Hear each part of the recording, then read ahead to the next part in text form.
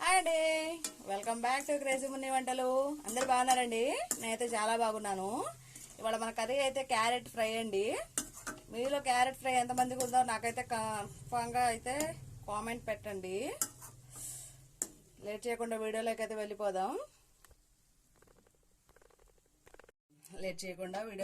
వెళ్ళిపోదాం. స్టవ్ అయితే ఆన్ చేసుకున్నామండి.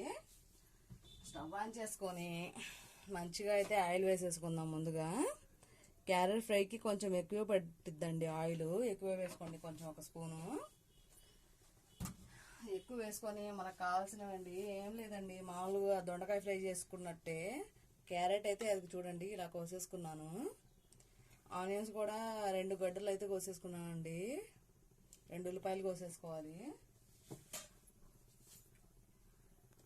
ఆయిల్ అయితే బాగా హీట్ ఎక్కింది కదండి, మనం ఆనియన్స్ వేసేసుకుందాం.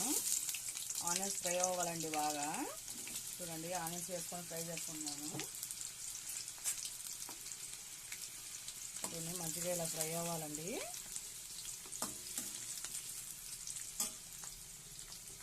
తర్వాత అయితే కొంచెం మనం తాలింపు గింజలు వేసేసుకున్నామండి. తాలింపు గింజలు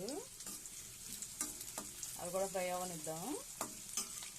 ఫ్రై అవుతుండగానే కొంచెం అయితే కరివేపాకు అయితే వేసేస్తానండి. ఇంట్లో కరివేపాకు ఉంటే ఆ కరివేపాకు వేసుకొని మంచిగా ఫ్రై చేసేసుకుందాం. ఇంట్లో లవంగాలు ఉంటాయి కదండి, లవంగాలు అవి 2 యాడ్ చేసుకోండి. 2 అంటే 2 చాలండి. చూడండి, 2 యాడ్ చేసుకుంటున్నాను నేను. ఎందుకనండి లవంగాలు ప్రతి కుకింగ్లో అయితే నాకు అలవాటు అయిపోయింది లవంగాలు వేయడం. వేసుకొని ఫ్రై చేసేసుకుందాం. కొంచెం ఫ్రై అయ్యి కదండి, చూడండి ఆనియన్స్ ఇలా ఫ్రై అవ్వగానే మనం ఎక్కువ ఫ్రై అవ్వని అవసరం లేదండి. క్యారెట్స్ అయితే వేసేసుకుందాం. కోసేసిన క్యారెట్స్ వేసుకొని బాగా కలుపుకొని మనం సాల్ట్ పసుపు యాడ్ చేసేసుకుందాం. తొందరగా యాడ్ చేసేసుకోవాలండి, ఇందులో కలిసిపోవాలి. ఆనియన్స్ సగమే ఎందుకు ఫ్రై చేశానంటే మన క్యారెట్ అమ్మటి బాగా కాలిపోతాయండి ఆనియన్స్. నేనైతే సాల్ట్ యాడ్ చేస్తున్నానండి. సింపుల్ కుకింగ్ అండి, ఏం లేదు. డైలీ వీడియోస్ పెట్టాలి కదా అని చెప్పి ఇంకా సింపుల్ అయినా కూడా పెట్టేస్తున్నాను. మనకు రుచికి తగినంత సాల్ట్ యాడ్ చేసేసుకుందాం. తర్వాత అయితే పసుపు కూడా యాడ్ చేసేసుకుందాం అండి. ఒకేసారి 2 కలపొచ్చు. చూడండి, పసుపు యాడ్ చేసేసుకుందాం. కొంచెం ఇది యాడ్ చేసేసుకొని మనం కలుపుకోవాలండి బాగా పట్టేంత వరకు. ఇలా కలిపేసుకొని అయితే ఒక 10 నిమిషాలు అయితే మూత పెట్టేసుకుందామండి. మగ్గిపోతాయండి క్యారెట్స్ బాగా.